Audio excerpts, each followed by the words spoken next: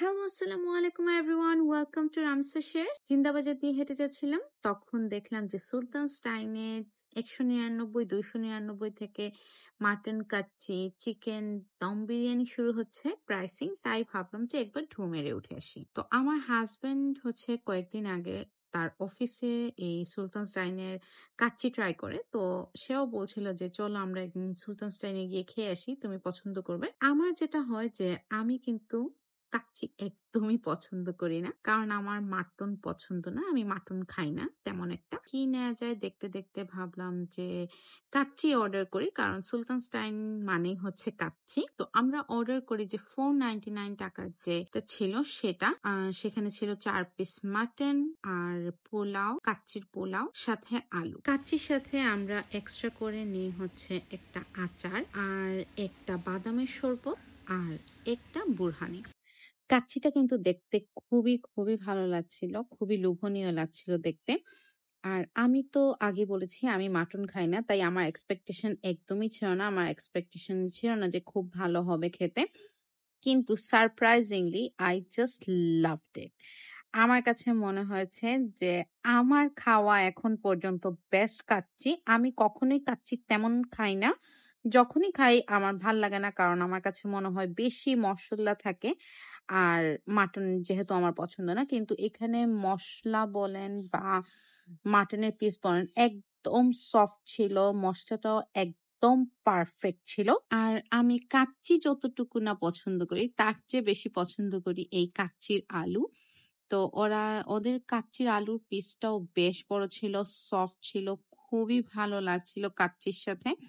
কাচ্চিটা আমি খুবই পছন্দ করেছি। আমি একবার হলেও সবাইকে বলব যে সুলতান'স ডাইনের কাচ্চিটা ট্রাই করার জন্য। আমার হাসব্যান্ড অফিস থেকে বুরহানি খেয়ে এসে বলছিল যে বুরহানিটা ওয়ান অফ দ্য বেস্ট সিলেটের মধ্যে, এরকম আর হয় না। কাচ্চির সাথে খাওয়ার জন্য অর্ডার করেছিলাম বাদামের শরবত আর বুরহানি। আর যদি বলি বুরহানির কথা, বুরহানি এক কথায় অসাধারণ।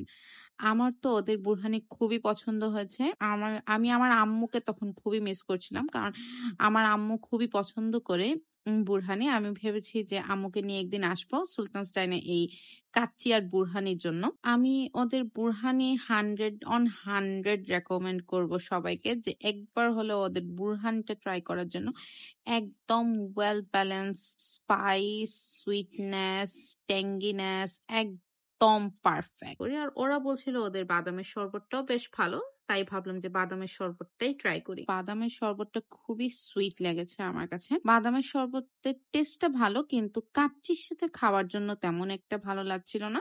এটার টেস্টটা অনেক সুইট। কাচ্চির প্রতি যে একটা নেগলেন্সি বা যেটা যে আমার কাচ্চি পছন্দ না, এটা আসলে একদমই চলে গেছে সুলতান'স ডাইনের কাচ্চি খেয়ে। একদম সত্যি কথা। কারণ আমার ওদের কাচ্চি ভীষণ পছন্দ হয়েছে। আমি যদি আর কাচ্চি খাই তাহলে অবশ্যই সুলতান'স ডাইনে আসবো। আমার আসলে বাইরে কাচ্চি তেমন একটা পছন্দ নাই। একটাই কারণ এদের মসলাটা অনেক বেশি দেয়। অনেক বেশি অয়েলি থাকে। এদের এত বেশি অয়েলিও ছিল না। পারফেক্ট ওয়েল ব্যালেন্স স্পাইস একদম সফট একদম মাংসটা ছিল। আর কারা আমার মতো এরকম কাচ্চির হাফ আলু রেখে দেন যে কাচ্চি খাওয়ার পরে জাস্ট শুধু আলুটা খান। আমি কিন্তু এরকম কাচ্চির আলুটা আলাদা করে রেখে দেই। একটু পরে এটা খাই। এরপর আমরা অর্ডার করি একটা ডেজার্ট হিসেবে ওদের ফিরনি। ওদের ফিরনিটাও কোয়াইট গুড। এইটার মধ্যে হচ্ছে জাফরান ছিল। এইজন্য এইটার টেস্ট আর বাদামের শরবতের টেস্ট কাইন্ডা সিমিলার লাগছিল। কিন্তু ফিরনির মিষ্টিটা অনেক ব্যালেন্সড। কিন্তু আমার কাছে বাদামের শরবতের সুইটনেসটা একটু বেশি লেগেছে। যদিও ওরা বলেছে যে এইটা সুইট হবে। আমাদের কাচ্চিটা এতই ভালো লাগে যে আমরা আবার প্যাক করে বাসার জন্য নিয়ে যাই। কাচ্চির সাথে নিয়েছিলাম বুরহানি। কারণ বুরহানিটাও আমাদের ভীষণ পছন্দ হয়েছে। আপনারা কারা সুলতান'স ডাইনের এই কাচ্চিটা ট্রাই করেছেন আমাকে কিন্তু অবশ্যই জানাবেন। আর যদি ট্রাই না করে থাকেন তাহলে মাস্ট একবার হলেও ট্রাই করবেন। এই তো আজকের ভ্লগ এতটুকুই। দেখা হবে অন্য কোনো ভ্লগে। Till then tata, good by.